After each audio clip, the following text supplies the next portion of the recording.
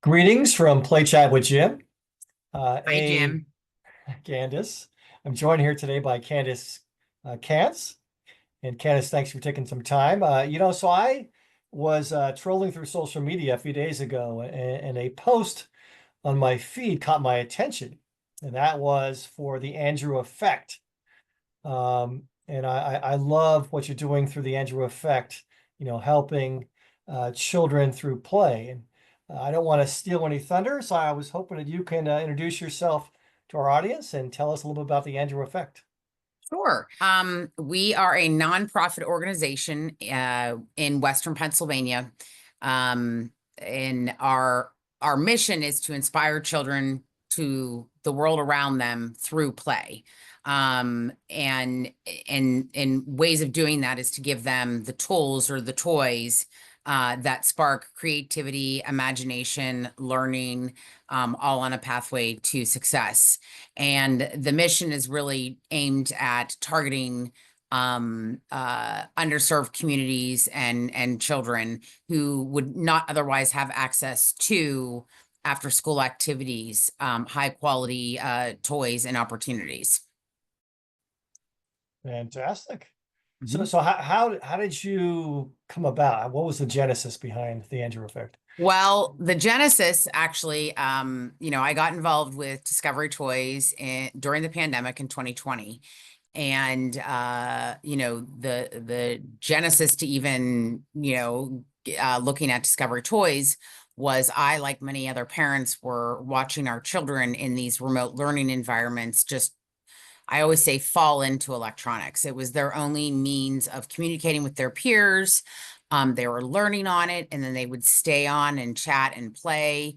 And again, I, like many parents, have purchased every toy known to man, watched my children play for 30 minutes with it, and then it just sits. And so I was trying to understand, like, what else you can do with your kids that's going to help them stay engaged with non-electronics. And that's how I came across Discovery Toys. And then through my journey with Discovery Toys, Discovery offers so many amazing trainings and tools to learn about the importance of play and what it does for a child's development, child's educational journey, etc. I am not involved in the I did not, my main career was never education, play, or learning. This became a personal passion. And so obviously, my kids were middle elementary school in 2020.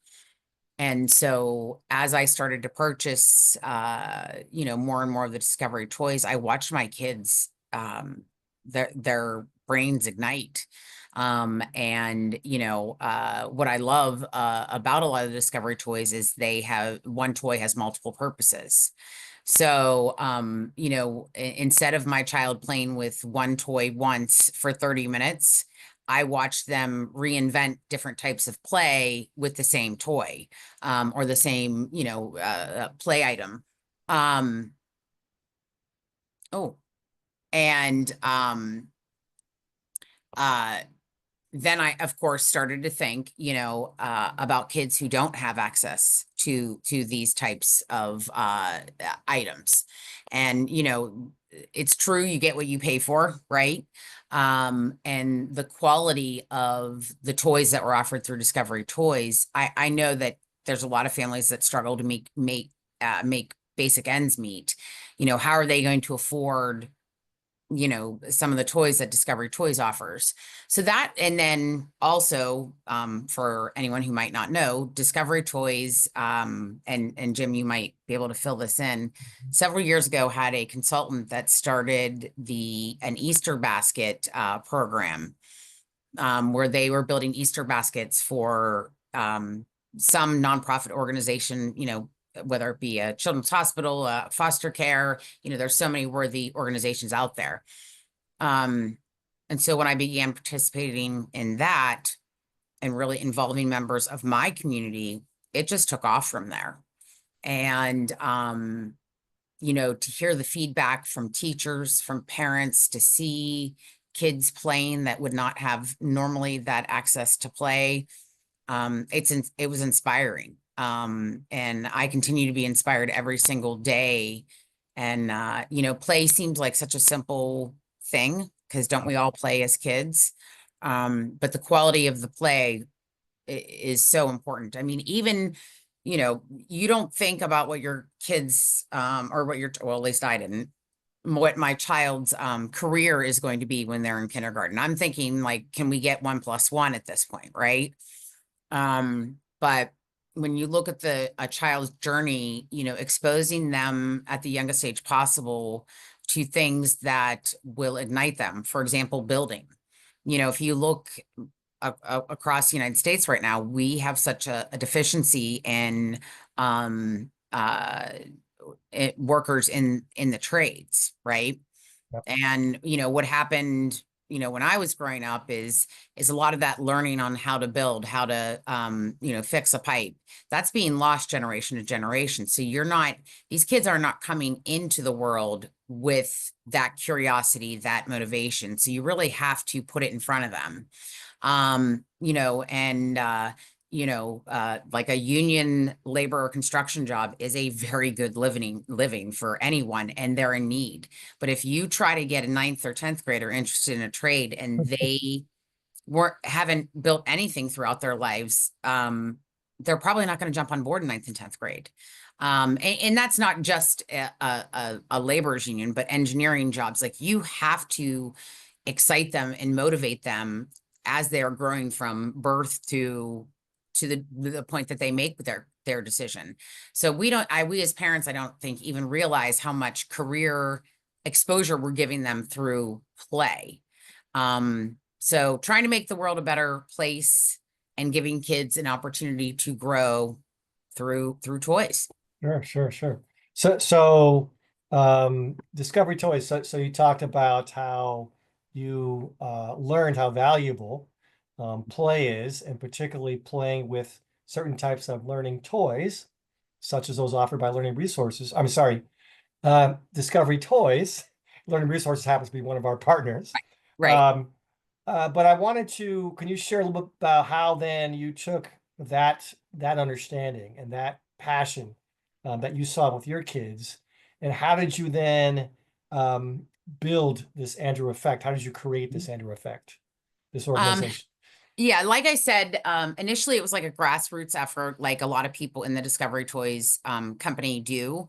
They're asking their neighbors, their friends, their family to donate so that they can provide these toys to to children in their community.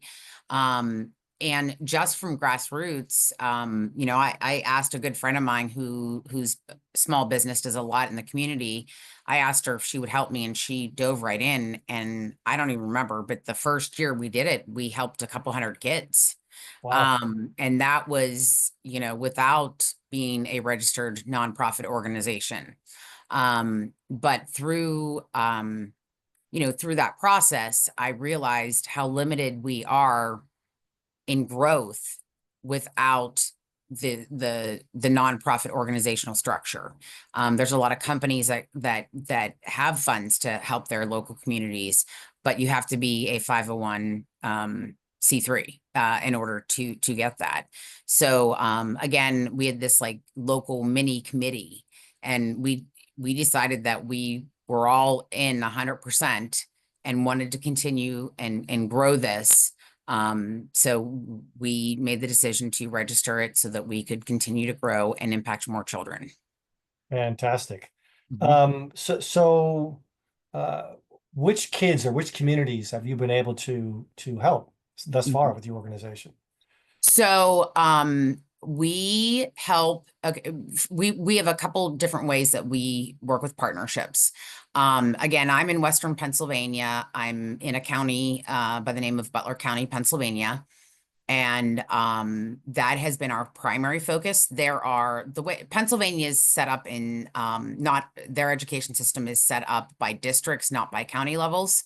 So within our county, I think we have 7 school districts. And some of the school districts in our county, some of the like elementary buildings have up to 70% in need children. You're talking about hundreds and hundreds of kids. So our growth pattern has been to expand within our county. And then there's two neighboring counties to us. One that we've done a few small things with, but our growth strategy is going to actually be more of a rural pathway than an urban. We are just north of Pittsburgh, and the county that Pittsburgh resides in, Allegheny, receives a ton of support. Those of us in more of the rural counties don't have access to even a lot of the grants that are possible. So our approach has been to sprawl immediately around us. And from a partner standpoint, we work directly with foster care agencies. We work with transitional housing, and for anyone who doesn't know what transitional housing, that is families that are homeless and they live in temporary housing. It's generally up to 18 months. That way the parents can get retrained, reestablished, and transition back into a life where they support themselves. And then the third thing we do is partner with different school districts, and we work generally directly through the principal or the superintendent approves, the partnership. And then we generally work directly with the guidance counselors, and they provide us with the children. They fill out a form. It asks questions about what their interests are, like crafting, building, science, outdoor play. But it also asks questions: are there areas that this child is struggling in? Math, reading, and as you know, Jim, like Discovery Toys, there are so many games, especially, that help with literacy and math.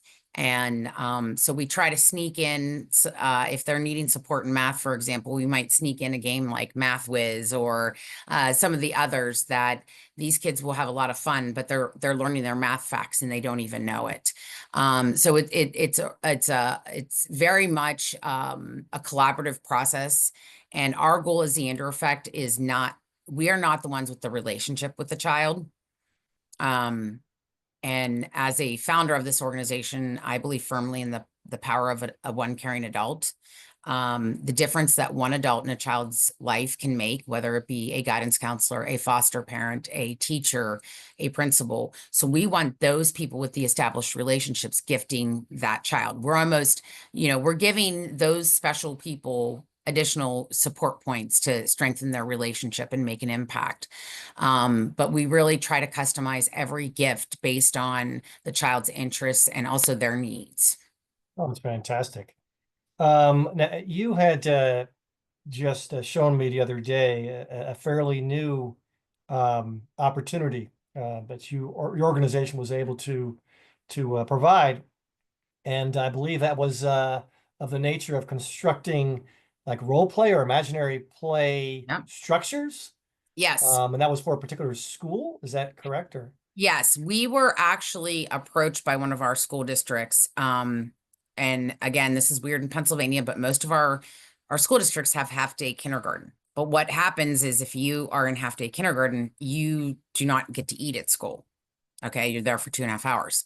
So our local school district started an extended day program where the kids that are invited, you have to be invitation only, into this extended day kindergarten program are there for the entire day. That way they are provided breakfast, lunch, and then they've also been successful in getting a grant for like a late day snack. So in the morning, these kids attend their traditional elementary day. But in the afternoons, they were really trying to become more innovative with that time. And a lot of the kindergarten teachers had expressed interest in what dramatic play, which people may know as pretend play, makeup, dress up, all of those things. And it was specific. So the district really kind of put this idea together that they wanted, instead of just dramatic play, it's called guided dramatic play. So when the district reached out to me and said, hey, can you guys help us? Because, we have these teachers that are going on Facebook Marketplace trying to find used items for their classroom, but these teachers are spending their own money. We want to give them these materials. So did a lot of research. It is not something that the Andrew Effect invented, founded. You can find it anywhere online. Uh, and it's dramatic play structures, and there's a million different designs. So we provided this local district with 14 wooden dramatic play structures, and every month, so it has shelving, it has like a tabletop workspace. And every month they flip through to a new topic. So the ones that we most recently worked on, for example, the 9 scenarios are or play construction site, car clinic, bank, diner, you get the drift. But for Right. example, in the construction play, for we have create, drill, and build in every set. And kinetics as well. But then, we supplement also with like foam bricks. They get the construction hats and construction vests.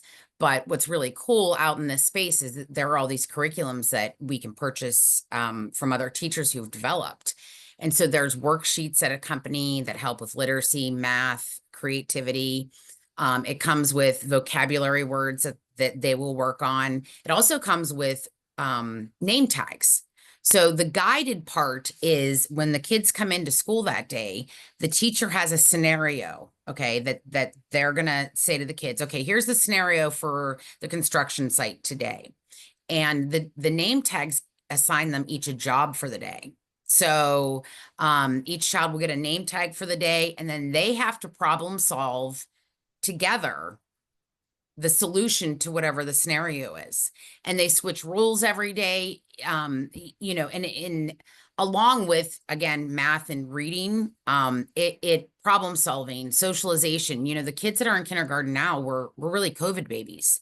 They are lacking the amount of socialization that a typical kindergarten would have had 5 years ago. So, it is fantastic for them. And then we've added to it by finding uh, accompanying themed books for that theme, so that the classroom will have 5 to 7 books to read that month that go along with the car clinic. So it's this holistic approach, and it touches upon every part of what a kindergartner should learn. So we just launched that not even 2 weeks ago. And we will, fortunately, the district is a data-driven district. So we will have outcomes to be able to share on the success of the program. And we've already started receiving calls from other districts saying, well, how do we get on the list? So we got to find money for that first. But it is such, we're so fortunate to have had this opportunity. And again, it's nothing that we came up with the idea. Anybody can Google a million different ways to do it, and you can create it at home too. It doesn't have to be in a class environment. So this can be made anywhere. Yeah, Candace, yeah, you may not have come up with the idea, but nor did Discovery Toys, right, invent the philosophy that kid power play, right, is the best way for our kids to learn when they're young. But it does take champions like you, Candace, and like others in our community, to make sure that we extend this opportunity, right, to learn through kid power play and open-ended play to as many kids and families as we can. Yeah. So I certainly applaud the effort you're doing in your community there. It's fantastic, Thank and you. I can't wait to see the data from the Thank you. latest program there, and hopefully hope can see the Andrew Effect grow. Yeah. So And I so mean, so so oh, how can people support the Andrew Effect? locally, obviously, financial donations, are always helpful. We are currently we have small space right now. But we have a lot, toys are kind of big. And the boxes they come in are kind of big. So we are exploring some larger space for our organization. And the great thing, and this can be applicable to anybody who does even this at a community level, is we have so many volunteers that are kids. And it has been cool. There's a lot of high schoolers that are looking for volunteer hours. And we even have kids of other volunteers that are coming to help. and it comes full circle, and your kids learn what it is to give back to the community. So you know, we're always looking for volunteers and money and space.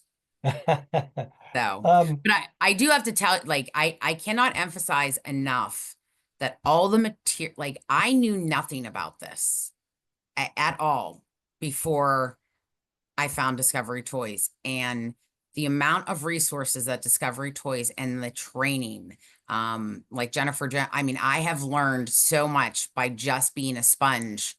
And me as a parent, and then also this, I mean, it really is, not to toot your horn, but it is an incredible organization that has a lot of resources. And even if you don't want to build your own nonprofit, there's so much to learn about our own kids through play. It's very cool. well, thank you for sharing it. Yeah, well, I was going to ask you that if you wanted to add any insights into our audience about the value of learning through play, and particularly the type of play that Discovery Toys embraces. Yes. But well, I know, again, I applaud all your efforts and the efforts of your team. Thank It's you. wonderful to see, Thank you. and hopefully it continues to grow. Yep. I'll let you know once we have the data. Thank you. Well, yeah, we'll have to come back and visit Yep. again. Yes, yes, it'll be a couple months because the teachers are now rotating all of the play scenarios in their classroom. So it'll be really cool. Thank you, Candace. Thank you.